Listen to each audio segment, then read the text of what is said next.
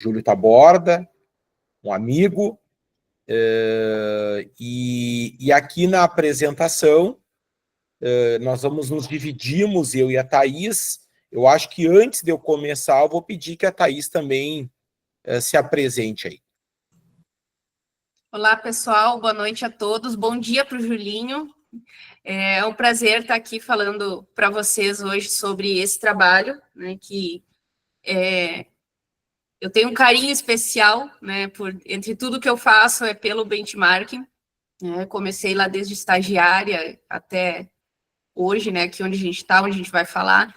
Então, é muito bom divulgar e compartilhar com vocês, principalmente, né, compartilhar esses dados, esses resultados, para que a gente possa aprender e crescer juntos, tirar conclusões juntos. O intuito é um pouco bastante educacional também, não é só uma ferramenta de gestão. Então, eu espero que seja proveitoso a todos. Vamos lá, então. A primeira parte é comigo, a gente preparou aí uma fala de 45 minutos, por aí, tá?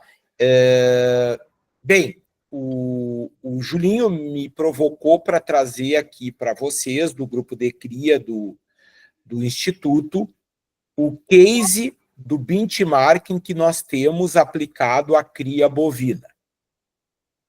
O case do GTPA. O que é o GTPA? É um grupo de produtores rurais que se reúne a cada 9 anos na fronteira oeste do Rio Grande do Sul, também com alguma inserção no Uruguai e na Argentina, discutindo sistemas produtivos e também discutindo gestão. E aí, dentro do grande tema gestão, que entra a ferramenta chamada de benchmark. Antes de eu iniciar a apresentação propriamente dita, eu vi vários amigos já na live aqui, os quais mandam um abraço, tá? E a maioria me conhece, a minha formação, sou veterinário de formação, depois fiz pós-graduação em zootecnia pela URGS e sou professor universitário desde 2008. Já se vão quase 20 anos aí trabalhando com ensino superior, mas estou em Uruguaiana desde 2013, há 12 anos, onde trabalho no curso de veterinária na Unipampa. Aqui dentro da universidade, eu resolvi, dentro da minha trajetória, em algum momento focar mais em ações de extensão universitária do que em ações de pesquisa. Eu cheguei a orientar alunos de pós-graduação, entre os quais a Thaís, que vai falar para vocês daqui a pouco, mas identifiquei oportunidades maiores na área de extensão, sabendo que as universidades há décadas geram inúmeras pesquisas de altíssima qualidade, mas que nós temos uma falha em difusão tecnológica. Então, eu acabei focando muito nisso aí, em vários projetos, entre os quais, talvez o mais conhecido seja a Noite da Pecuária, mas nós temos outros projetos, como o Boletim da Pecuária, o CTPEC Podcast e o GTPA, que é o foco maior que eu vou dar na minha apresentação a partir de agora. Eu trabalho na área de gestão e em pecuária de corte, e tenho também uma trajetória familiar na área, no município de Cachoeira do Sul, muito forte na minha infância e minha adolescência e início da minha formação profissional. Bem, sobre o GTPA, que é esse projeto de extensão, o Julinho falou, ele começou lá em 2016, já se vão 9 anos, com 17 empresas, e por um tempo também corria um grupo paralelo na região da Campanha, mais especificamente em São Gabriel e Rosário, que era um grupo coordenado por uma empresa de consultoria, tá? Mas esse grupo hoje não existe mais, só existe o GTPA aqui, que eu denomino de GTPA Fronteira. Quando o GTPA foi criado, ele foi criado muito nos moldes do CIT e dos CREAs da Argentina. O objetivo era compartilhar, discutir experiências dentro do ambiente produtivo. E eu, a partir da provocação dos produtores, eu disse, olha, eu posso coordenar esse grupo, mas nós também vamos colocar o dedo na ferida. Nós não vamos fazer dias de campo fazenda parabéns, como tem, e não entendam isso como uma crítica, mas eu entendo que muitas vezes os dias de campo só servem para mostrar o lado bonito de uma propriedade rural. E quem vive da pecuária sabe que nós temos inúmeros desafios. Então, o foco dos dias de campo do GTPA é muito mais discutir aquilo que tira o sono do produtor, os dilemas, os pontos críticos dentro da empresa rural e como que o grupo, os demais produtores, a universidade, pode auxiliar na resolução desses dilemas. E aí entra a gestão, que é um assunto que muitas vezes gera calafrios nos produtores, nos técnicos. Eu nunca me esqueço, uma vez eu fui convidado para dar uma palestra e me perguntaram se eu tinha algum tema que eu gostaria de falar, e eu falei, não, eu tenho trabalhado bastante com gestão na pecuária. E a pessoa que me convidou falou, não, esse tema nem pensar, porque isso assusta muito o produtor rural, e vamos falar de tecnologia. Que bom que essa mentalidade mudou bastante nos últimos anos, né? Mas muito mais por uma necessidade de eficiência e de renda, né? E com essa competição agrícola que existe. Bem, o que o GTPA faz? Além dos encontros dentro das propriedades, a gente também faz alguns encontros fora das propriedades. Nós realizamos missões técnicas para vários lugares dentro do Rio Grande do Sul, já fomos para o Paraná, para a Argentina, Uruguai. Durante a pandemia, a gente fez vários webinários, lives como este agora. Cursos para colaboradores rurais, é obrigatório ter um curso por ano para colaboradores rurais, já fizemos vários. Nossas confraternizações, em dezembro a gente sempre tem uma confraternização de final de ano. Nas missões técnicas também a gente acaba confraternizando nos intervalos, mas nós temos 2 benchmarkings. Um agora, no mês de julho, que é o benchmarking da cria, da reprodução, e nós temos outro no mês de dezembro, que é o benchmarking mais da empresa, do sistema produtivo, onde a gente discute outros indicadores que não apenas os indicadores da cria. Aqui um pouco só para vocês terem uma ideia de como que é o nosso calendário anual de encontros, de treinamentos, de benchmarking. A gente faz sempre também uma avaliação anual, uma pesquisa dentro do grupo para melhorias. Eu sou uma pessoa muito inquieta, quem me conhece, eu acho que a gente tem que estar sempre buscando sair de uma zona de conforto, e o grupo é muito provocativo. Eu acho que o GTPA também deu certo, porque os produtores que fazem parte são pessoas inquietas. E isso é um dos segredos para um grupo ter uma longevidade, como parece que o GTPA começa a ter aí com quase uma década de existência.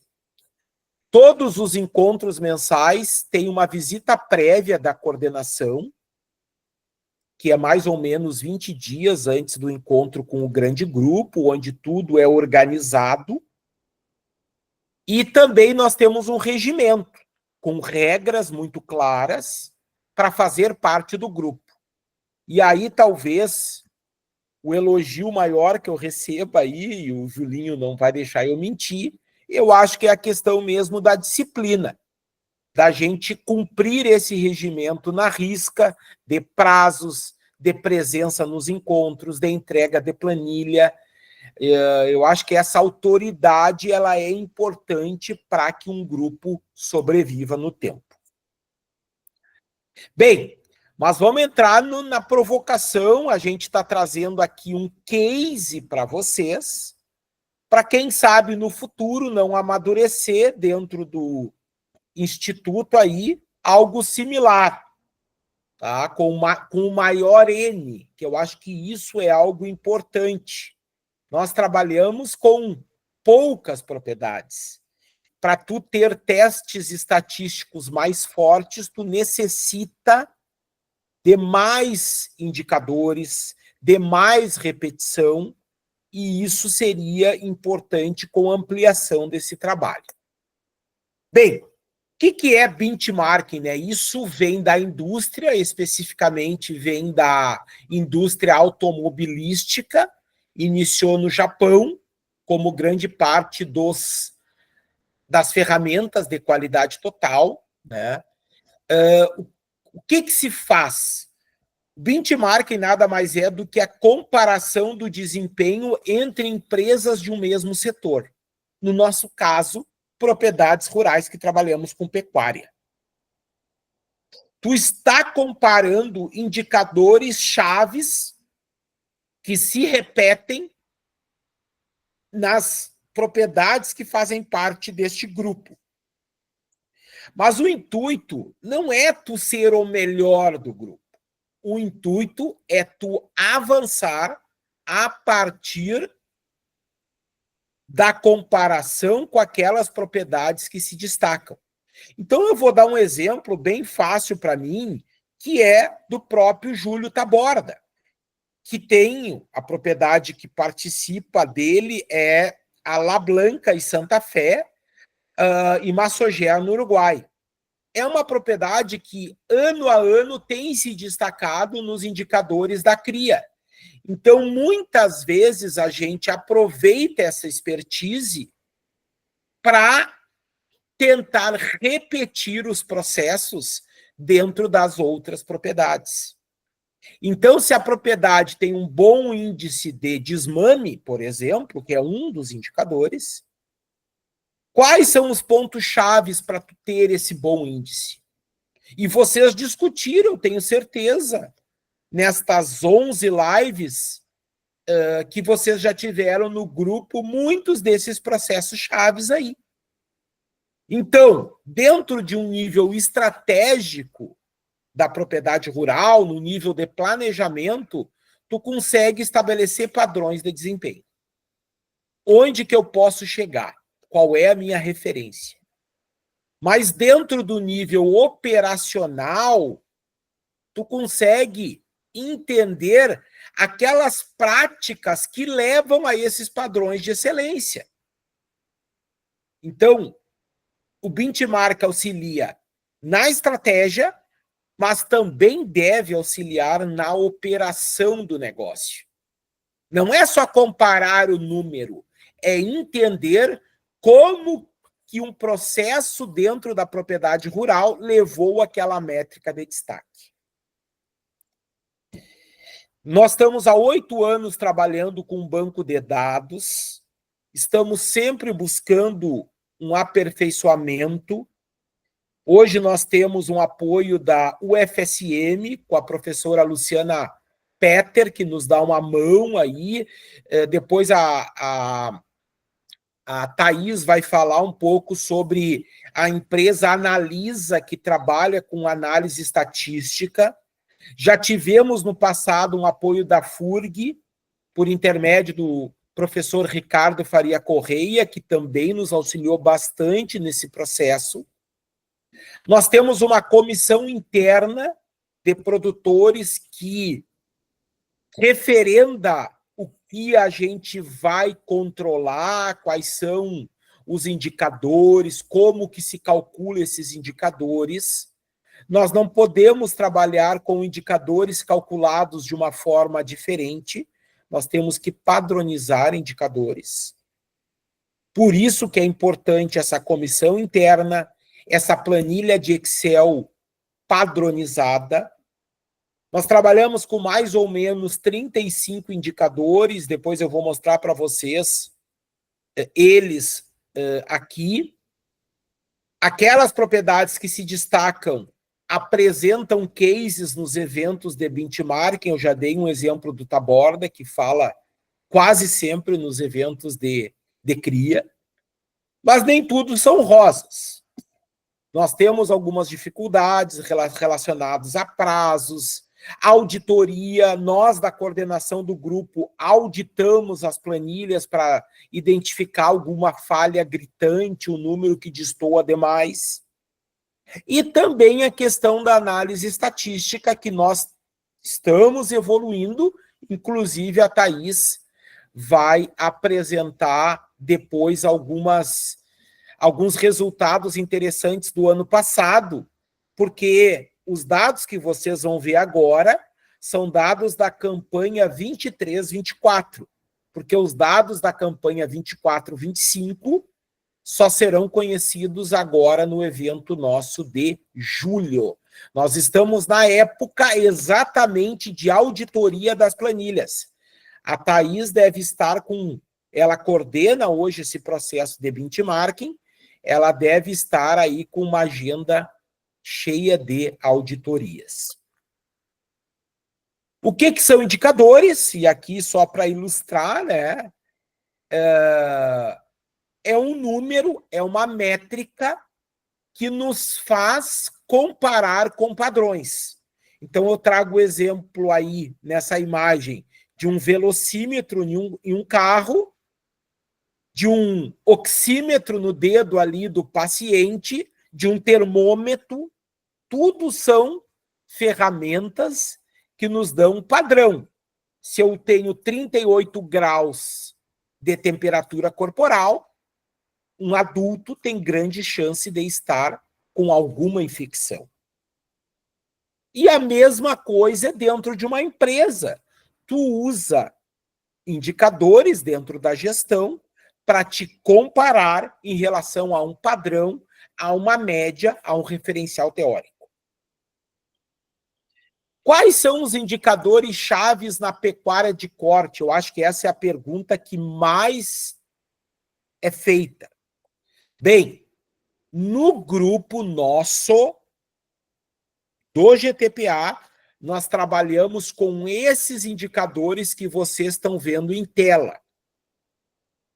Na CRIA, que é o foco desta live, nós trabalhamos com estes 6 indicadores. Talvez agora, depois a Thaís vai atualizar, talvez nós tenhamos alguma novidade de indicador este ano, mas com certeza o desafio não é achar novos indicadores. Há quantas décadas pesquisadores, eu vi no início da apresentação que o professor Lobato estava aqui, a maioria desses indicadores que nós mensuramos, o professor Lobato fala há décadas aí nas palestras, nas pesquisas dele. Então, o desafio é nós ter indicadores mensurados de uma forma eficaz. Então, prenhez, natalidade, desmame, merma, que são essas perdas reprodutivas, a eficiência na cria, mortalidade de terneiros, são indicadores consagrados, mas que nós temos que mensurá-los todo ano de uma forma padronizada. Mas nada disso vai ter valor se nós não chegarmos numa correlação deles com os indicadores financeiros.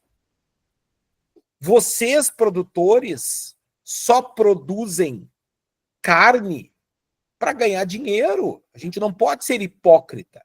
Então, a gente tem que achar essas correlações. E este é o nosso grande foco hoje no GTPA. É entender melhor as correlações dos indicadores zootécnicos com os indicadores financeiros.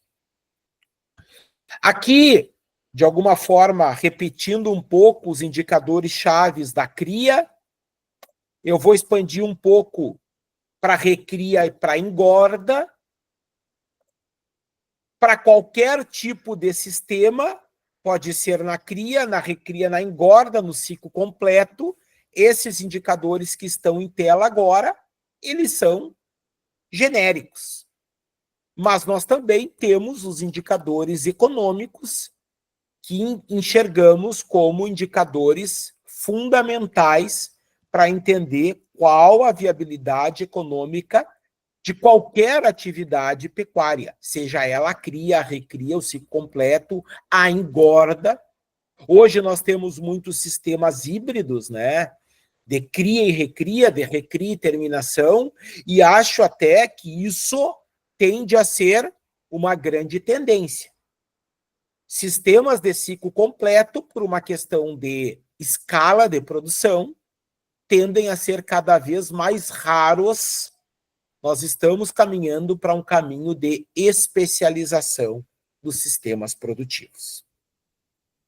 Então, pessoal, esta é a minha primeira participação falando do GTPA, do benchmarking, dos indicadores chaves. E agora eu vou passar para a Thaís, que eu tive a honra de orientá-la na graduação. A Thaís já se formou há um tempinho, é das primeiras turmas da Unipampa, e depois no mestrado, e hoje a minha satisfação maior é que a Thaís já empreende, já trabalha com consultoria, tá? Nesta área de gestão, então tem uma grande experiência aí, e nós contratamos ela terceiriza um serviço da empresa dela para o GTPA na parte de coordenação dos 2 benchmarkings, o de julho e o de dezembro. Depois eu volto aí para a parte final. Thaís. Então, pessoal, uma boa noite para aqueles que eu ainda não cumprimentei, né? Meu nome é Thaís, eu sou sócia proprietária da empresa Ponto Alto, trabalho com ênfase em gestão de empresas rurais, né? Sou filha, neta, bisneta de produtor rural, né? Então sou produtora.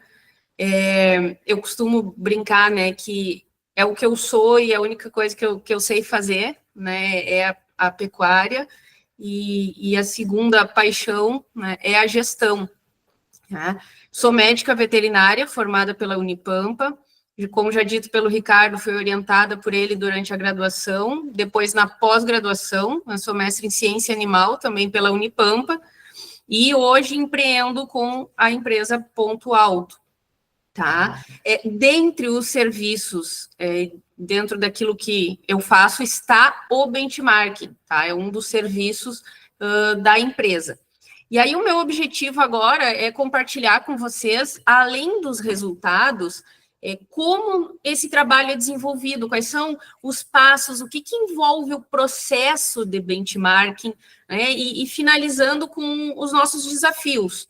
Né? Tá. Então, Oi, pode falar.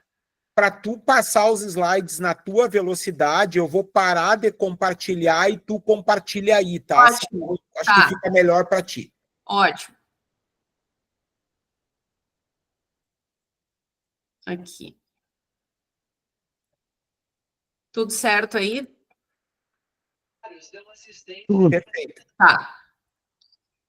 Então, pessoal, como que o Ricardo apresentou a ferramenta benchmarking, apresentou o GTPA, né? E agora eu quero mostrar para vocês como é que essas coisas se interligam, né? Como é que funciona essa ferramenta gerencial que é o benchmarking dentro deste grupo que é o GTPA. Tá? Então, existem alguns passos básicos, né, iniciais para a gente fazer benchmarking, tá? Baseado na metodologia que nós temos consolidado ao longo desses 9 anos. Então, a primeira coisa é ter um grupo com integrantes semelhantes. E aí também é um dos desafios, porque por mais que a gente vai se comparar, né, com produtores de cria, né, que se especializam na mesma atividade que a gente, ainda assim existe uma diversidade muito grande, os sistemas produtivos têm muitas peculiaridades, não existe um padrão entre propriedades, né? Mas o que se pressupõe? Que nós temos que ter um grupo com integrantes, com objetivos, com uma atividade semelhante. Então, no caso do GTPA, são produtores de diferentes, que trabalham com diferentes sistemas. Então, a gente tem pessoal da cria, tem quem faz só recria, terminação, ciclo completo, e inclusive para que os resultados, para que a gente consiga entender melhor os resultados e aproveitar melhor os resultados, eu vou mostrar mais para frente como isso funciona, mas a gente não trabalha só com a média do grupo, né? A gente também apresenta os resultados dentro de cada sistema de produção, dentro de clusters, que a gente chama, né? Mas, no geral, nós precisamos ter um grupo. Tendo este grupo, nós definimos e padronizamos o que a gente vai medir. Então, quais são os indicadores que são importantes? Quais são aqueles que a gente quer medir, como nós vamos medir? E quais são os valores referência para estes indicadores? Então, é fundamental que um grupo de benchmarking, antes de sair coletando dados, né, tenha isso muito bem definido, o que nós queremos medir e como nós vamos medir. Porque ao longo, né, desses 9 anos, inclusive é um trabalho que a gente está fazendo hoje também, que é de melhorar o nosso banco de dados. O que a gente tem? A gente tem indicadores que são medidos da mesma forma, né? Então, a taxa de prenhez, a margem líquida, não importa o indicador, ao longo desses 9 anos, eles são mensurados da mesma forma, existe um padrão, tá? Então, isso daqui é fundamental. Também é importante que a coleta de dados dentro desse grupo seja padronizada. Então, eu não posso receber de um produtor a planilha dele, né, a planilha gerencial, sua, interna, de outro produtor outra, aí um terceiro usa uma planilha sugestiva nossa. Então, nós temos que ter uma coleta de dados padronizada, o armazenamento dessas planilhas recebidas, o processamento e a análise dos dados muito bem estabelecida. Existe uma metodologia, né, existe um processo para cada uma dessas coisas aqui, da coleta, de como nós processamos os dados, onde eles ficam armazenados, né, como funciona a análise. E aqui também, em todo esse processo, né, mas é muito importante a participação dessa comissão, porque qualquer alteração, né, ou qualquer sugestão que venha do grande grupo ou da própria coordenação em relação à metodologia, passa pela aprovação ou não e a discussão dentro da comissão. Tá? Então, a gente tem um foco muito grande em ter uma metodologia muito bem padronizada, muito bem consolidada. Né? E aí,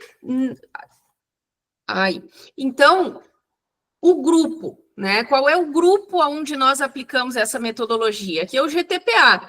Quais são os indicadores que nós medimos? Aqui a gente vai falar mais do benchmarking em reprodução, tá? Mas, inclusive, esse slide aqui o Ricardo já mostrou. E nós temos definidos quais são os indicadores sistêmicos, os indicadores zootécnicos de recursos humanos, os financeiros e os reprodutivos. O benchmarking de reprodução, por algum tempo, ele foi unificado junto com o benchmarking geral. Então, nós medíamos os indicadores reprodutivos, apresentávamos eles lá no evento do final do ano, em dezembro, junto com os demais. Só que o grupo entendeu que nós, disponibilizando esses dados antes, né, então agora em maio está todo mundo praticamente com os toques feitos, com os desmames feitos. Então, se nós temos esses dados antes, por que não antecipar essa coleta, essa análise, essa apresentação, fazer um evento focado na cria, que possibilite uma discussão maior, que a gente tenha mais tempo para focar na discussão de indicadores reprodutivos, né, falar de cria.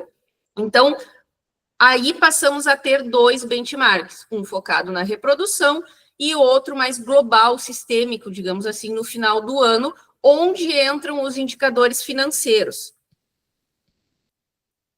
Então, o benchmarking, o Ricardo falou, né, sobre a comparação, e eu acrescento que ele é uma ferramenta de melhoria contínua e é uma ferramenta educacional, porque o objetivo de todo esse processo é a gente se comparar para identificar como nós estamos, quem são os melhores, o que eles fazem, quais são as melhores práticas associadas, né? E o que eu posso aprender com isso. Então, o objetivo do benchmarking é o crescimento em grupo, a partir dos melhores resultados ou das melhores práticas. Então, nós buscamos adentrar também em processos. Então, não é só dizer que a prenhez média foi 76%, né, e que o melhor foi a empresa A com 90%. Né, mas aquele que teve 90% de prenhez, ou melhor, que teve 76% de desmame, teve uma ótima eficiência na CRI, o que ele fez? E para chegar nessas respostas, né, o primeiro passo do benchmarking é o preenchimento das planilhas pelas empresas. Então, inclusive, a gente está bem nessa época aí, como o Ricardo falou, né? Hoje é um trabalho, é o que mais a gente está, é a etapa onde nós estamos hoje, tá? É nessa coleta de dados do benchmarking reprodução. Então, agora em abril, nós enviamos a planilha de coleta para as empresas, a planilha padronizada, validada, né, internamente, apresentada para a comissão. Tem alguém com o microfone aberto aí. As empresas... Oi. Só como sugestão, acho que é uma coisa importante colocar que nós avaliamos basicamente a temporada de primavera-verão. Então, todas as propriedades aí têm uma estação de acasalamento definida aí de 60, 90, no máximo, talvez 100 dias, né? Nós até tivemos alguma coisa de outono, mas muito raro.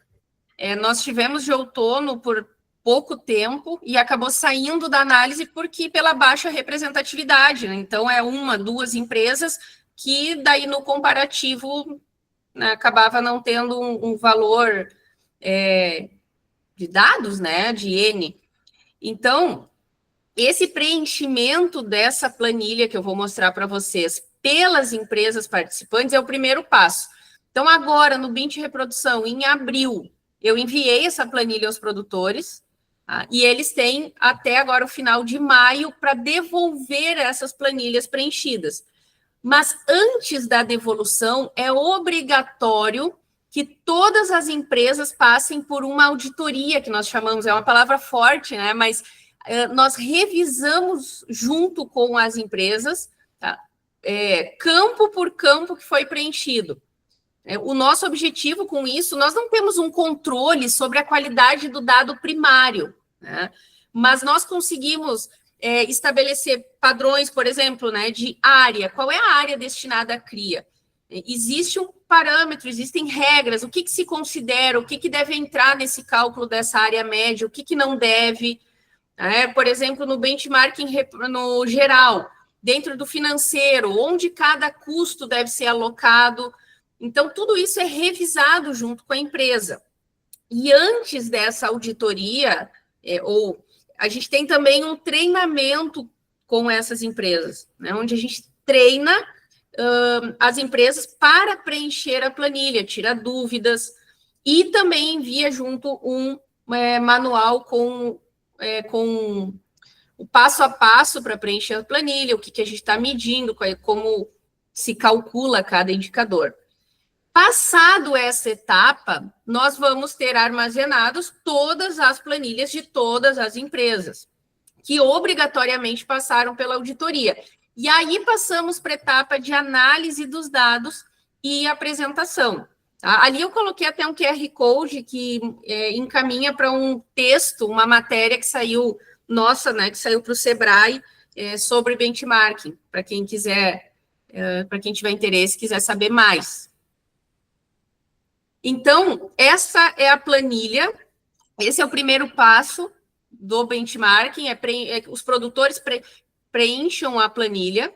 Ela tem várias abas, então a primeira é sobre identificação, tem um questionário sobre o sistema produtivo, coletamos dados a respeito do rebanho, E aí, coletamos também dados referentes à temporada 24, 25, onde a gente coleta o resultado do toque, vacas acasaladas e vacas prenhas, e em relação à temporada 23, 24, para a gente conseguir calcular natalidade, desmame e merma, tá? Que esses indicadores são relacionados à temporada de acasalamento anterior, tá?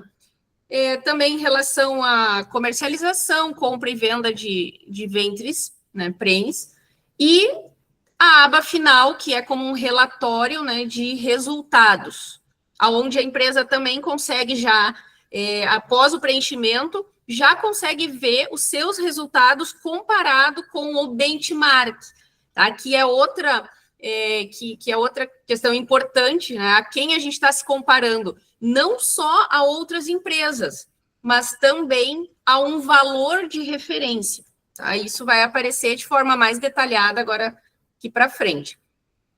Então, essa é a planilha, inclusive essa é a versão, né, desse ano, a planilha 2025. Essa revisão junto às empresas que eu falei, né, tem uma duração média aí de 2, 3 horas. Todas as empresas fazem um agendamento comigo, é obrigatório esse passo, né? Precisa passar por essa auditoria e também por uma capacitação. E aí, estando tudo isso ok, estando os dados armazenados, já auditados, revisados, a gente passa para a parte de análise estatística, onde nós temos o apoio, o serviço da Analisa, né, com a Lidiane e a Sheila, que são responsáveis pelo processamento desses dados. Tá? Então, existe também um planejamento sobre o que nós queremos, como nossa coordenação e grande grupo, né, enxergar. Então, a gente também tem um questionário lá no final do ano, a gente ouve os produtores em relação àquilo que eles esperam do benchmarking, das análises, também aquelas que nós definimos como informações importantes para serem analisadas, correlações, enfim.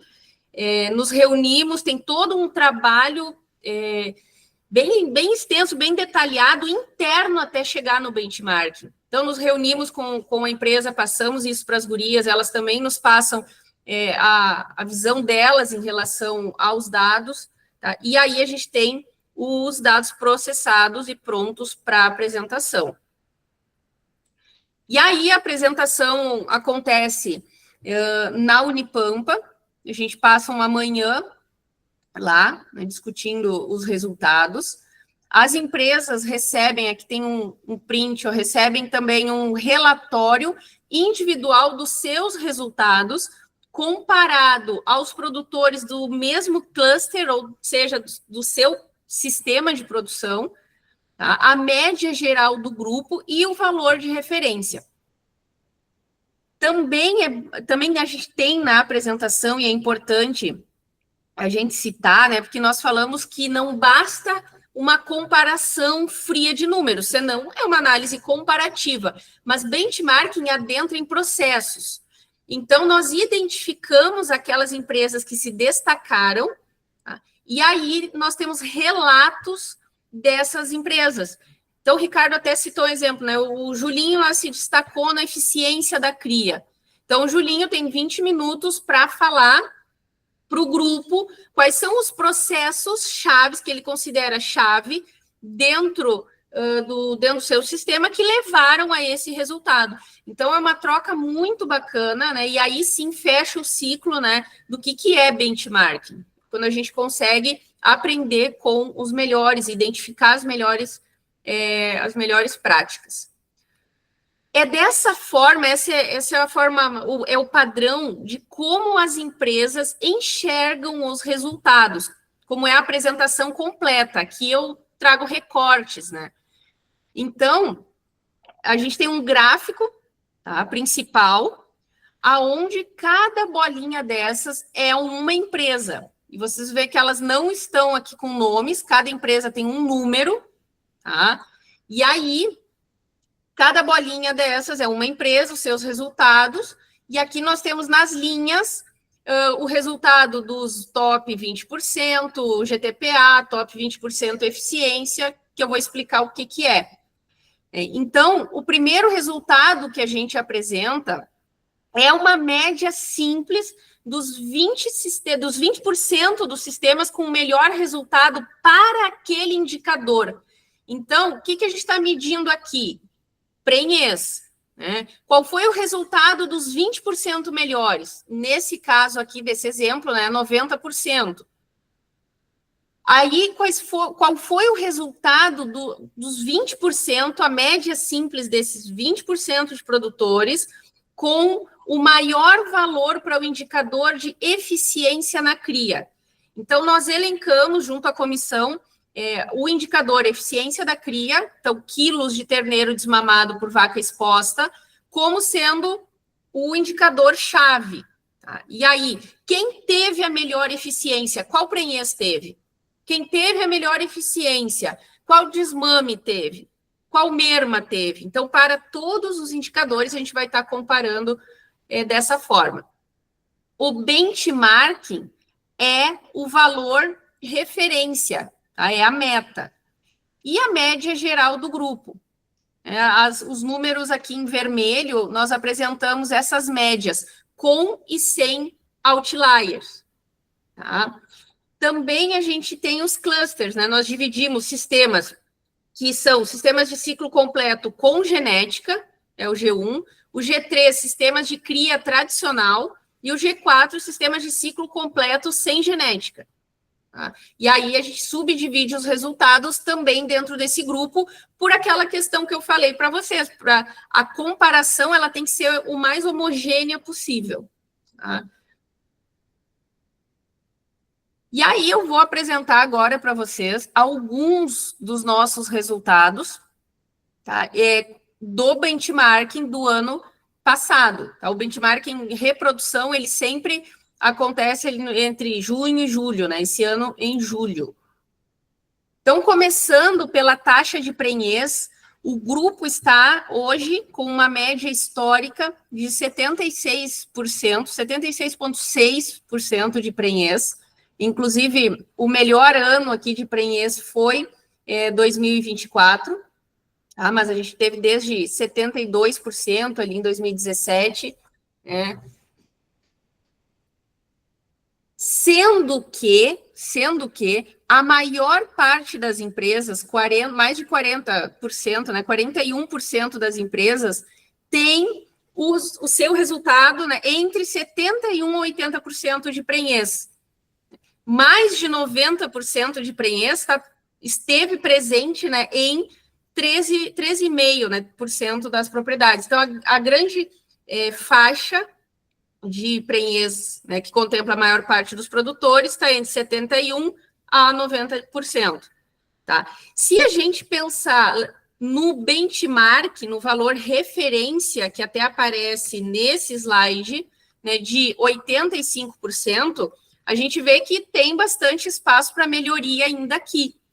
Assim como tem empresas que alcançam 80%, 85%, que é a meta, a gente tem empresas que não alcançam esses resultados. Né? Existe uma variabilidade de dados muito grande.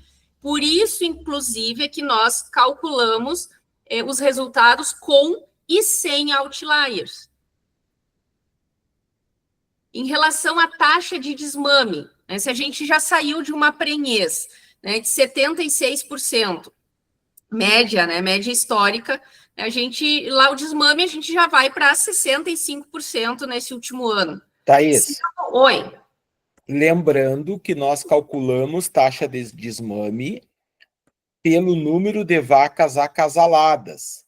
Tem várias literaturas que não calculam desta forma.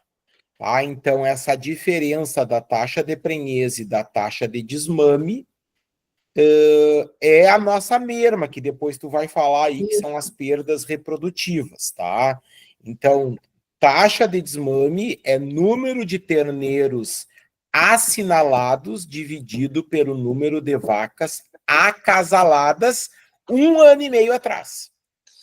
Exato. E aí, falando sobre merma, que a gente vai apresentar ela de forma mais detalhada, Mas aqui já dá para ter uma ideia, né? Nós saímos de uma prenhez lá de 76% de média histórica para uma média histórica aqui de desmame de 66%, né? Então, existe uma quebra bastante forte. Há aqueles produtores, né, os 20% melhores alcançaram 78%, então acima desse valor meta, digamos assim. Aqueles que tiveram a melhor eficiência da cria tiveram também uma melhor taxa de desmame, né? São fortemente correlacionados. E aí, dentro dos grupos, dentro dos clusters, né, a melhor taxa de desmame neste ano ficou para o ciclo completo, com uma boa diferença aí para o ciclo completo com genética e a cria tradicional. Lembrando que esses resultados da Thaís se referem apenas ao ano 23, 24. Exato. Tá? Não é uma análise de todo o banco de dados, né, dos 9 anos.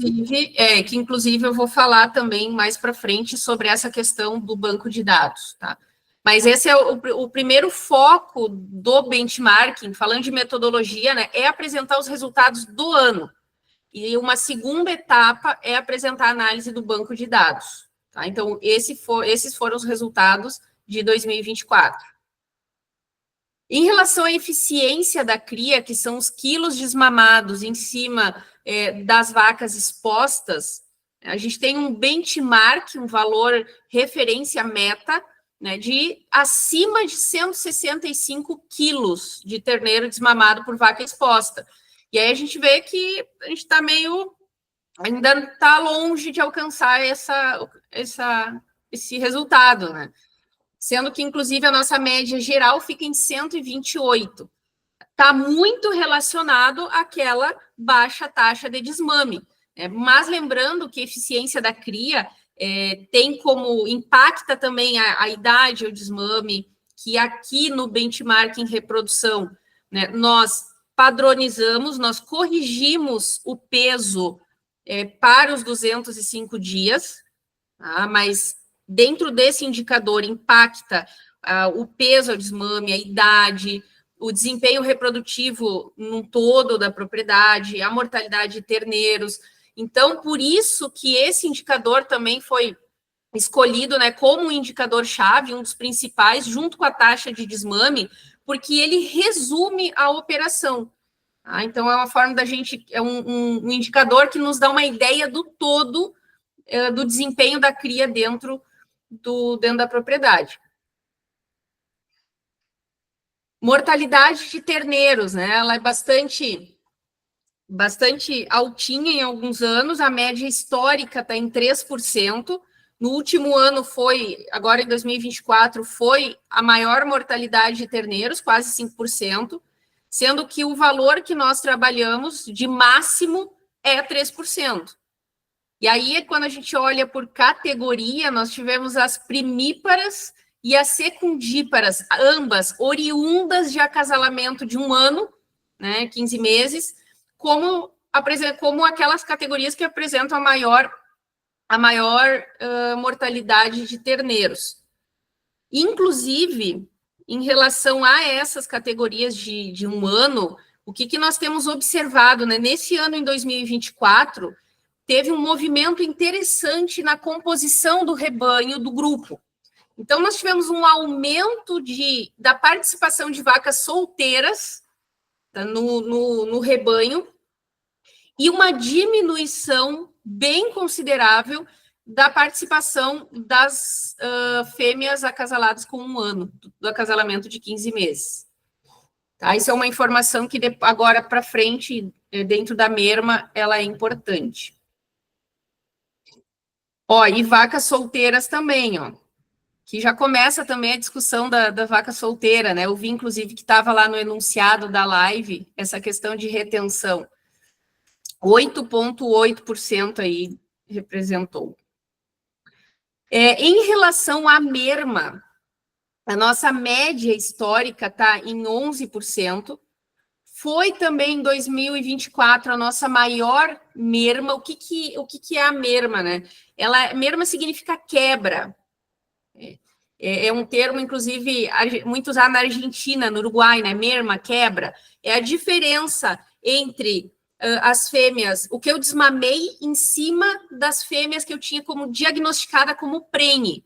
Então, são as perdas que acontecem ao longo desse processo, que podem ser pré-parto, periparto ou pós-parto. Tá? Então, nós medimos a merma geral durante todo esse período, desmame, prenhese e desmame, e também estratificada, que eu vou mostrar aqui mais para frente. A merma, ela tem sido muito discutida, porque, olha, não são poucas as propriedades que têm uma merma bem maior do que 15%, 15%, 20%. Ela tem sido também objeto das nossas análises aí para buscar entender um pouquinho melhor o que acontece. Nós trabalhamos com um valor de referência para a merma de até 10%. E lá no passado, no início do benchmarking, nós trabalhávamos com uma meta de 8% como sendo o máximo aceitável para essa quebra, para a merma.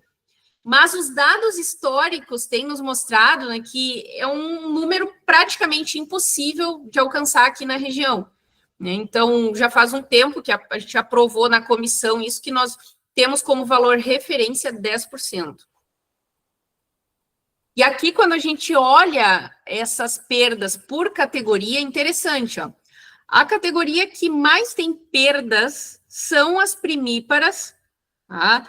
As novilhas de 15 meses, as primíparas oriundas de acasalamento de 15 meses, tá? E as vacas solteiras. Tá? Isso aqui nos chama muita atenção, tá? Porque nos levou a discutir muito no ano anterior, né, qual é o impacto dessa alta representatividade de vacas solteiras no rebanho.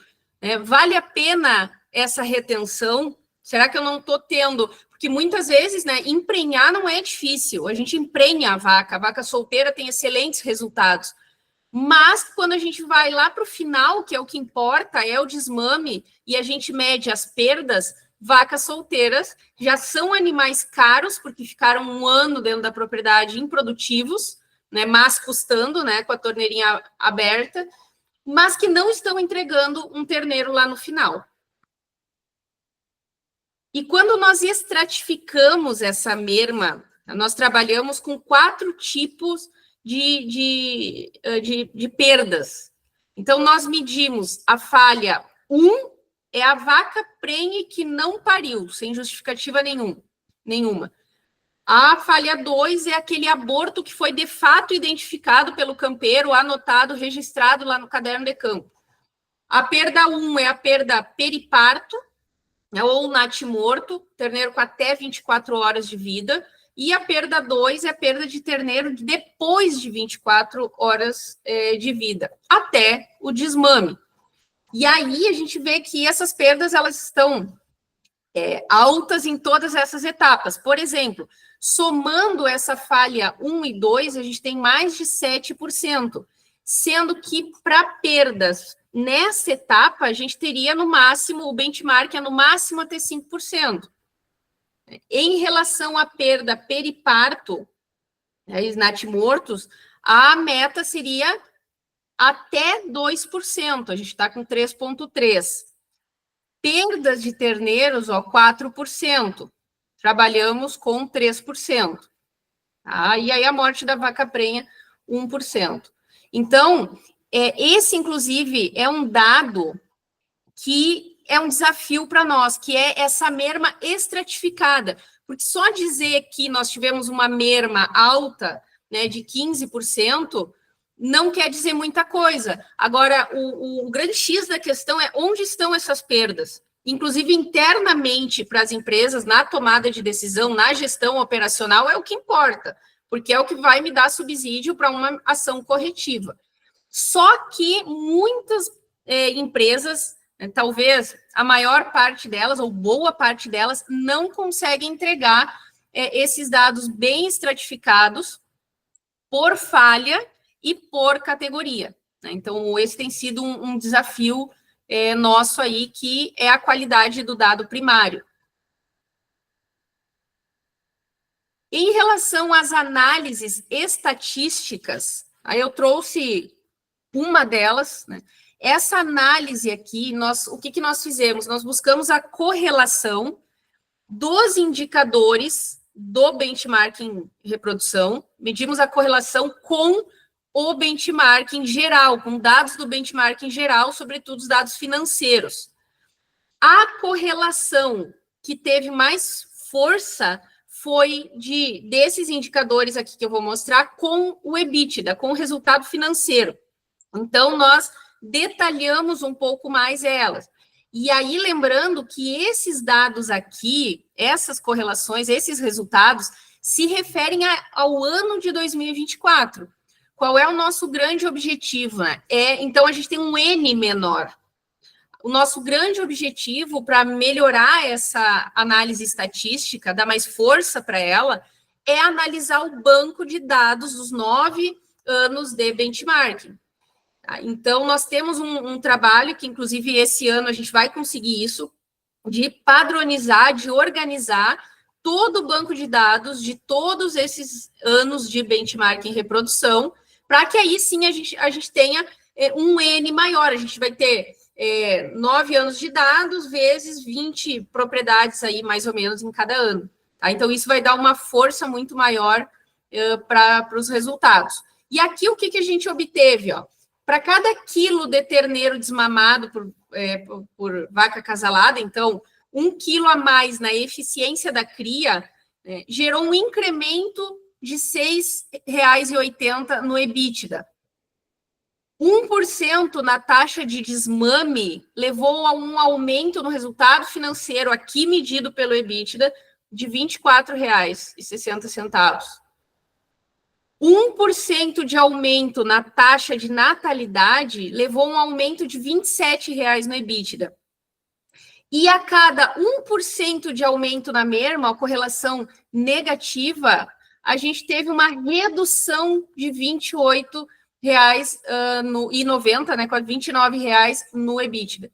Então, a merma aqui teve um impacto importante no resultado financeiro, e aí volta, inclusive, para aquela discussão anterior da questão de retenção de vacas vazias, né, de vacas solteiras no rebanho. Lembrando que EBITDA, de uma forma grosseira, seria quase um lucro, né? Poderia ser lucro a palavra ali, mas não é bem isso do ponto de vista contábil. Para esse ano, os resultados aqui é só um recorte da planilha, de como as empresas vão poder ver os seus resultados dentro da própria planilha. Então, preencheu, auditou, já está ali os resultados. E nós temos para esse ano alguns indicadores novos, né, que nós estamos medindo. Então, a relação de desmame, peso de desmame em relação ao peso das vacas, os quilos desmamados por hectare, também é um indicador que está entrando esse ano, a taxa de vacas expostas e também a eficiência da cria e o peso ao desmame calculados, apresentados, né, já eram calculados das duas formas, tanto o peso real quanto ajustado para os 205 dias. Junto com, então aqui aparece o resultado da empresa e ao lado o valor referência. Então, todos esses resultados aqui que eu apresentei para vocês, eles aparecem, né, daquela forma que eu mostrei.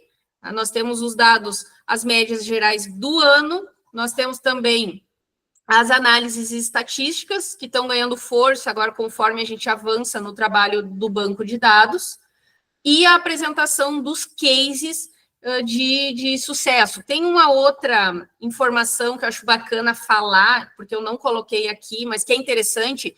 Nós medimos e identificamos aquelas empresas que são top consistência. Porque ali a gente vai mostrar os 20%, os top para aquele ano em questão. Mas uma coisa que a gente tem buscado avaliar é quais são as empresas que são consistentes ao longo dos anos em bons resultados. Então, isso daí, inclusive, para nós é mais importante do que a empresa que se destacou naquele ano em questão. Mas sim aquele que consegue se manter com bons resultados ano após ano, considerando todas as intempéries, né, climáticas, econômicas e por aí vai. E aí, para finalizar, nesse trabalho todo, a gente tem alguns desafios, né, são vários desafios, mas eu elenquei aqui alguns, e o Ricardo pode completar, né, pode colaborar. O primeiro é que nós estamos sempre em cima das propriedades, prezamos muito pelo prazo de entrega dessas planilhas.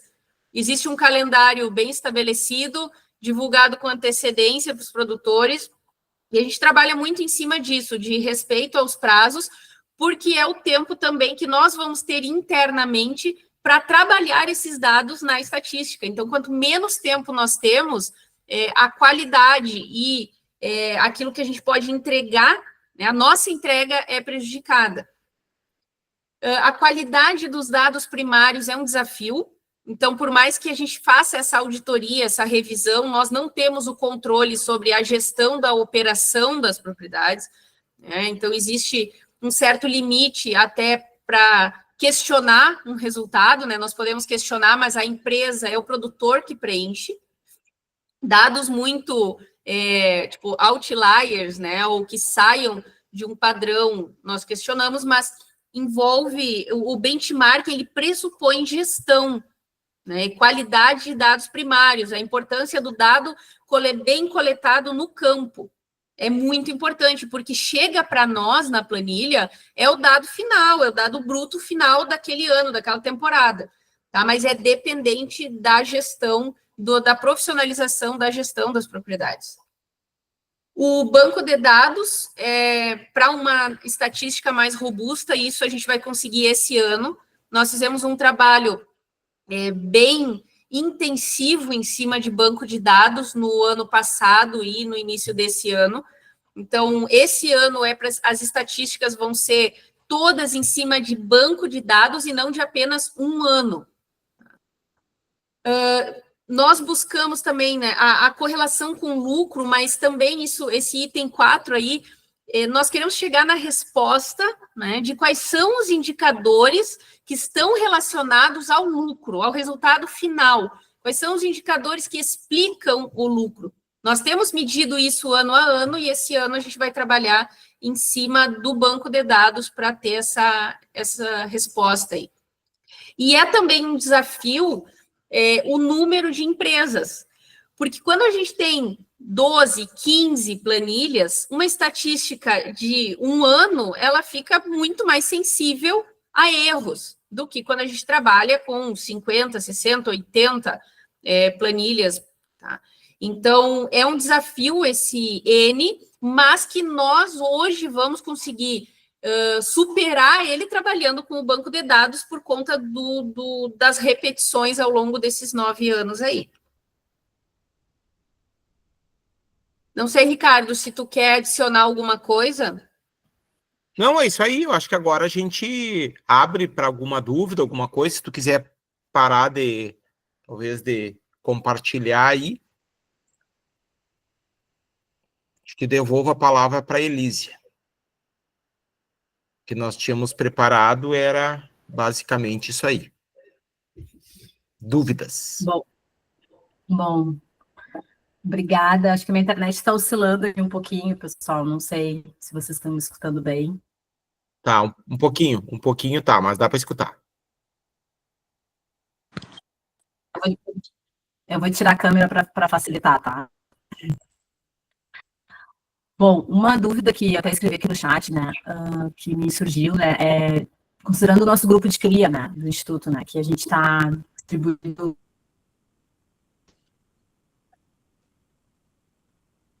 em todo... Tá bem ruim a tua fala. Em grande parte do território do Rio Grande do Sul, uma das dificuldades aí, pode ser? Sim. Então, aqui, bom, primeiro, parabéns para vocês pela apresentação. Um monte de informação que o nosso grupo já tem nesses anos aí, né? Isso aí certamente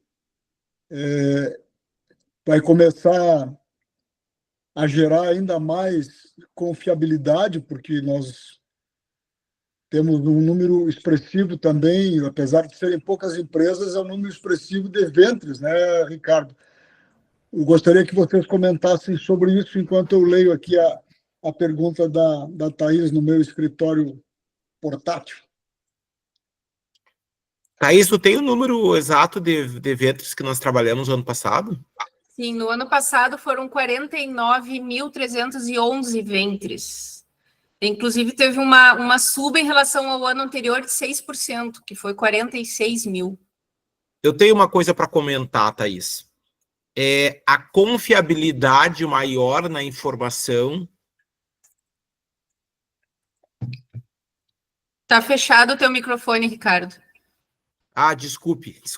Eu tenho um comentário que eu queria fazer, que é a questão da confiabilidade na informação primária e no indicador final com o passar do tempo. A gente vê que o GTPA levou uma profissionalização maior das propriedades a partir também da experiência de como se coletar um dado primário, né, que é o grande desafio. E se a gente pegar os indicadores lá de 2016, 2017, não que eles estavam errados, mas eu confio muito mais numa informação de 2024, 2025, onde nós temos esse retrabalho anualmente da coleta da informação, do processamento. Inclusive, né, Ricardo, a gente discute muito sobre essas análises do banco na retirada desses 2 primeiros anos, para evitar esse tipo de problema. E foram 2 anos de amadurecimento, né? De aprendizado. Tem aqui uma pergunta da Elísia, que justamente vem ao encontro desse comentário. A pergunta dela é: diante da dificuldade de obter dados de propriedades rurais, considerando a desconfiança dos produtores em compartilhar suas informações, qual é o grande benefício que vocês destacariam para convencer os associados do Instituto Desenvolve Pecuária a participarem de um programa de benchmarking no grupo de cria? Bem, vamos lá. Talvez a Thaís pode me ajudar. Mas se não existe esta rotina de coleta de dados, de processamento, de análise, ou seja, uma gestão primária nas propriedades rurais, esse é um fator fundamental para fazer parte de um grupo que tenha benchmarking. Uma coisa é um grupo de troca de experiência. Está cheio aí. Outra coisa é um grupo de troca de experiência e que queira fazer um benchmarking. Então, tu tem que ter uma gestão mais profissional, mais avançada. E também tem que ter transparência. Eu vou reiterar algo para vocês. Ninguém está no GTPA para ter a melhor taxa de prenhez. Estão ali para trocar experiência. Então, tem que ter esse peito aberto, esse coração aberto de querer compartilhar suas dores. Inclusive, eu acho que aí, faço um comentário de dentro do GTPA, eu acho que aí tem um primeiro aspecto que é o compromisso que cada empresa tem de reunir os dados da forma mais honesta e precisa possível, com todas as dificuldades que no campo a gente encontra, e depois, eu acho que é como um princípio básico do grupo, é que a honestidade, a franqueza, a liberdade de fazer as críticas, por mais doloridas que elas possam ser, é parte da nossa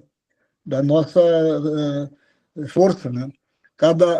Quem não está disposto a ouvir comentários e críticas que nem sempre são muito boas, não pode participar do grupo. Esse, para mim, é o maior desafio num grupo amplo em que as pessoas não se conhecem tanto como nós passamos a nos conhecer dentro do GTPA.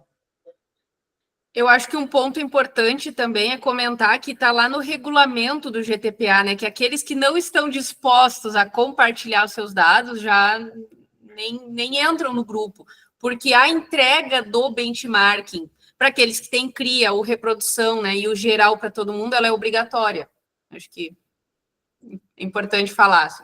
Então, benchmarking pressupõe esse perfil de ter dados, se não ter, de ter o interesse de profissionalizar a sua gestão e passar a ter e compartilhar esses dados.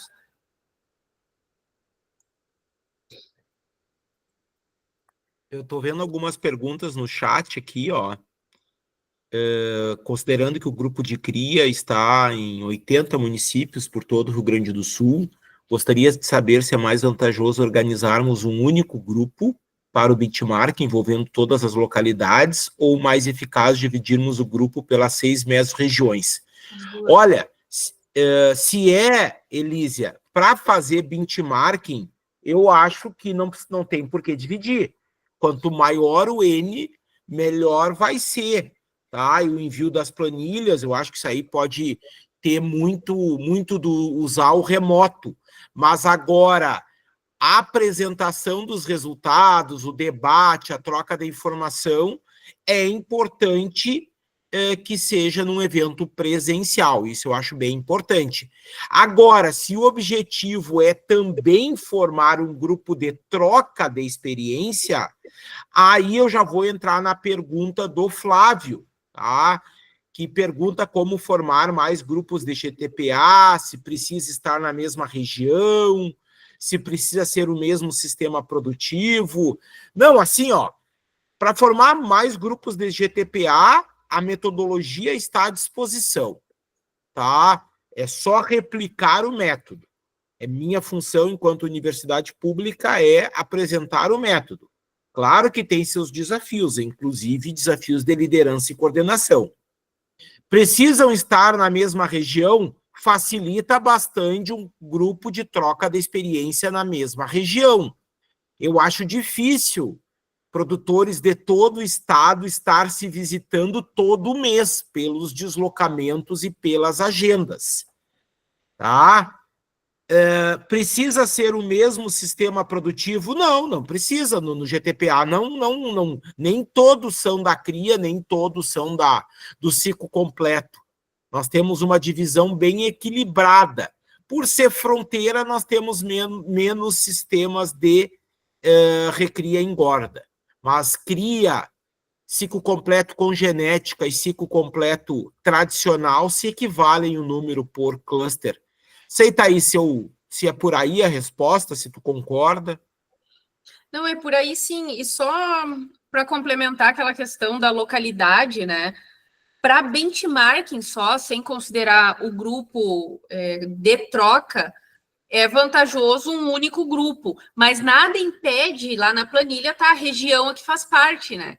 Que os resultados também sejam apresentados. Eu acho que esse também é um dado interessante, que eu acho que a pecuária gaúcha ganha com esse levantamento, de ver como esses indicadores se comportam nas diferentes regiões. Sim. Já fiquei curiosa, inclusive. O João aqui aparece que ele levanta a mão. Não sei se tu quer abrir o microfone aí, João. Perfeito.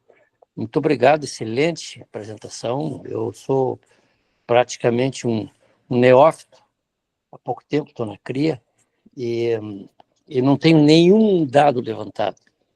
E quero participar do grupo, porque preciso me qualificar. Como é que eu procedo para participar do grupo? João, de que região tu é? Santana do Livramento. Tá. Para entrar no GTPA, João, como ele já é um grupo que tem um tempo de existência, entra no momento que sai alguém. Aí abre uma vaga e aí aquelas empresas que têm interesse, elas entram para o grupo. Tá? Então, em relação ao GTPA, é isso que eu tenho para te responder. Inclusive, João, nós da Unipampa, nós criamos o primeiro grupo. Depois, quem faz a gestão dos membros já é eles mesmos. A gente entende que o grupo tem que ter essa liberdade de aceitar novos membros para participarem, tá? Mas eu torço, João, que daqui a pouco em Livramento, que é um município com uma pecuária muito expoente, daqui a pouco saiam outros grupos, tá? Mas em relação... Até tem uma propriedade de Livramento hoje, João, que faz parte do GTPA, tá? Que é a Cerro Chato ali do Marcelo Linhares. Em relação a auxiliar na geração dos indicadores da tua propriedade, eu já vou te indicar aí a Thaís, que faz esse trabalho, e é santanense aí, ela vai a Santana do Livramento com uma certa frequência para visitar a família, e também tem clientes lá. Depois eu acho que vocês podiam trocar uma ideia. Outro santanense fez 2 perguntas aqui, Fernando Veloso. As primíparas de 2 anos e as solteiras tiveram maiores perdas. Parece que sistemas de cria muito acelerados ou mais atrasados são os que mais trazem riscos. Sim, faz total sentido, Veloso. Eu acredito que essa intensificação para o acasalamento aos 15 meses tem toda uma vantagem de produtividade na vida útil da fêmea, do ventre, mas tem risco muito grande, principalmente aí de perdas, né, de partos distóxicos quando ela vai ter essa primeira cria. É muito comum acasalar uma novilha com 15 meses e depois ela não repetir com 24, aí tu perde todo o trabalho que tu fez. Eu tô com a Thaís, já está ocorrendo uma desaceleração nessa intensificação aí para esse acasalamento muito precoce. Bem, a vaca solteira, para mim, eu acho que ela nem poderia existir dentro dos sistemas de cria, né? Porque vai na contramão de uma seleção por fertilidade. Infelizmente, por uma ineficiência muito grande ainda, isso já se discute há muito tempo, vou de novo saudar o professor Lobato, ainda continuamos com essa problemática aí. Claro que isso vai muito da particularidade também de cada sistema, né? De analisar o que está por trás, porque a primípara, a gente vê propriedades aí, inclusive discutia num cliente isso esses dias, que eram animais que realmente não tiveram condições nutricionais adequadas, teve toda uma falha humana, né? Então, se era para dar chance para alguém, aqueles animais foram selecionados, digamos assim, mas os dados também têm mostrado que não, que esse animal, essa vaca solteira aí não é economicamente viável para o sistema. O Veloso faz outra provocação, eu acho bem interessante isso aqui. Criadores com 65 a 75% de prenhez terão primíparas vazias. Sim, é uma categoria que falha bastante. Reter fêmeas vazias é zootecnicamente negativo. Isso é um fato. Mas sendo fêmeas em crescimento, entre aspas, não pode ser uma decisão financeiramente adequada. O abate dessas primíparas no primeiro inverno produzirá menos quilos do que a manutenção delas no rebanho. É defensável esse raciocínio? Olha, não sei se é defensável, mas eu entendo ele, tá? Porque essa vaca, de certa forma, ela já mostrou uma fertilidade porque ela já deixou uma cria. É diferente de tu reter uma novilha vazia, que aí eu sou totalmente contrário. Mas eu gostaria, talvez, da opinião de outros colegas aí, eu acho que tem muitos veterinários, zootecnistas, agrônomos, produtores, que também poderiam dar a sua opinião. Eu não gosto muito de verdades absolutas, mas eu entendi a linha de raciocínio do Veloso. Até acho que eu me antecipei, né? O meu comentário foi em cima até dessa pergunta.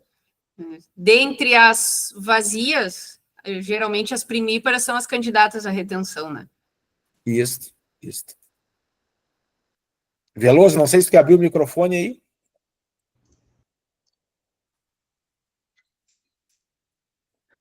Boa noite, professor Ricardo. Boa noite, Thaís. Não, a minha pergunta é até para uma dificuldade própria minha aí. Sou criador e eu tenho agora mesmo, faz algumas semanas, essa decisão, né? Os animais que eu troco de brinco e vão para o engorde, os que permanecem com o brinco da cor da cria. E aí tem essas primíparas e tem 2 situações. Eu identifico que é uma falha minha de melhor manejá-las, Elas emprenharam, pariram, desmamaram, e eu não consegui dar o devido cuidado. E são animais jovens, e se eu engordar, serão abatidos leves. No meu caso lá, eu vou engordar e vão ser abatidas com 400, 450 quilos. E se eu ficar com elas por mais um ano, repetirão, vamos dizer, emprenharão, ou se falharem, serão abatidas no segundo ano com 500, 550 quilos. Então, eficiência reprodutiva, até é um disparate, né? Eu que mexo com inseminação, falar desse assunto, parece. Mas, do ponto de vista de indicador de reprodução, é reprovável. Mas, pensando no X quilos do sistema que sairá, 50 ou 100 quilos é bastante coisa, né? Para ser desprezado. Então, eu, em algumas situações, eu tenho ficado com esses animais, pensando que, entre aspas, estão ainda em recria. Parece um atraso dizer que uma fêmea, em 3 anos, está em recria, mas ela está crescendo. O meu gado, eu acompanho ele direto, eu sei que as fêmeas de 5 anos são maiores que as D4 maior que as de 3, e isso são mais quilos. Eu gostaria de ouvir de vocês e dos demais aí se é muita heresia que eu estou comentando aqui. Tu ainda tem planos de aumentar o teu número de ventres em cria, Veloso? Sim, tem. Pois é, eu acho que talvez essa tua meta talvez explique o porquê essa tua decisão de reter as primíparas vazias não seja tanta heresia. Se tu já tivesse um rebanho estável, tal, que não teria mais, eu acho que aí não tem nem muito o que nós discutir, entendeu? Teria que, de fato, passar para frente. Mas agora, com o objetivo ainda de aumentar o rebanho de cria, expor mais ventres, eu não acho totalmente errado. Tá? Estou sendo também, de novo, né, um professor defender, mas eu acho que é uma questão bem específica, a questão dessa primípara, conforme tu explanou para nós aí. Certo. Não, é que eu vejo, professor Ricardo, que tem situações que a eficiência reprodutiva ótima ou máxima, vamos falar em máxima, né? Em algumas circunstâncias ela não está alinhada ao melhor desempenho econômico. Uhum. No nosso caso brasileiro, a gente já falou tantas vezes que a vaca gorda tem um valor relativo alto, diferente de outros países que a vaca gorda tem um valor relativo muito baixo em relação ao novilho. Então, aquela coisa que a gente leu e repetiu lá do Wiltbank, né, que a eficiência reprodutiva vale X vezes mais que o peso ao desmame ou que o peso de carcaça, é verdadeira no sistema americano, no europeu, e não é exatamente a mesma verdade aqui. E a gente, às vezes, repete alguns conceitos, né, como se fossem universais. O que eu mais quero é que as pessoas inseminem o máximo de vaca, comprem o máximo de touros, eu faço o máximo da cria, porque é a área que eu atuo. Mas eu também hoje, vamos dizer, chegando nos 5.0, comecei a debrear aí em alguns conceitos. Tá? Não quero me alongar aqui, muito obrigado pelo espaço. Tá? Quero ouvir as considerações dos demais aí. É o ótimo produtivo e o ótimo econômico, né? Tanto é que nem nas metas lá tá uma prenhez de 90% como meta ou como sendo o melhor, né? Eu acho que também, só para terminar também minha última fala nesse assunto, Veloso, tentar mensurar a prenhez dessas primíparas vazias. Eu acredito que seja alto, mas se ano após ano tem se mantido alto, se elas desmamam um bom terneiro, acho que seguir acompanhando elas enquanto tiver essa categoria no rebanho. O Rafael pergunta sobre as vacas solteiras, se seriam vacas que nunca deram cria ou são vacas que já pariram, que falharam no entore. É a opção B, tá, Rafael? Para nós aqui, vaca solteira é vaca que já pariu e que falhou depois enquanto solteira, tá? Normalmente, também se fala que uma novilha é um animal solteiro, tá? Então, eu acho que é por isso a tua confusão. O Flávio, acho que também sugere aí, dentro da dúvida do Veloso, tu poderia colocar outro animal no lugar dessa primípara? Ponto de interrogação. Ao invés de pensar em killing mais 1 ou 2 anos que ela poderá dar, seria pensar em aumentar tua pressão de seleção e abrir espaço para outras categorias. Então fica outra reflexão aí pro Veloso aí. Um abraço pro Flávio aí.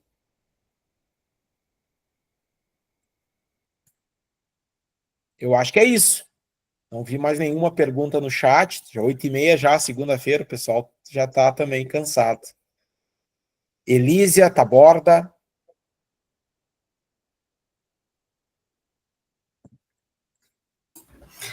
Bom, não estamos escutando, não vou abrir a câmera, porque Sim, eu não sei como é que está a minha internet. Estava escutando.